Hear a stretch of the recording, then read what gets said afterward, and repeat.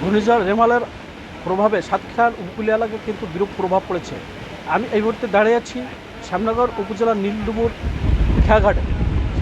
আমার পিছনেই ঠিক খোলপটিয়া নদী, যে নদীর খরস্রোতে কিন্তু তীব্র খরস্রোতে কিন্তু পানি উপচে পড়ছে।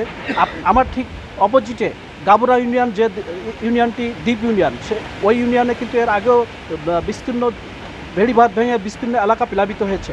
আপনারা জানেন সাতক্ষীরা পানি উন্নয়ন বোর্ডের দুটি বিভাগে 680 কিলোমিটার ভেড়িবাঁধ রয়েছে।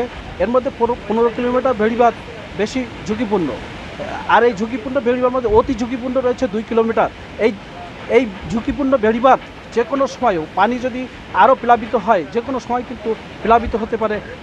মানুষের এই এলাকার উপকূলীয় এলাকার মানুষের এই মুহূর্তে কিন্তু ভেড়িবাঁধ আতঙ্কে রয়েছে।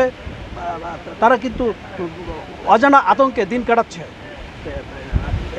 এছাড়া সাতক্ষীরার জেলা দুর্যোগ ব্যবস্থাপনা কমিটির সভাপতি ও জেলা প্রশাসক আমাদেরকে জানিয়েছেন সাতক্ষীরায় কিন্তু 167টি আশ্রয় কেন্দ্রে এ পর্যন্ত মোট 17,000 উপকূলীয় এলাকার মানুষ আশ্রয় নিয়েছেন। এই ছিল আমার কাছে সর্বশেষ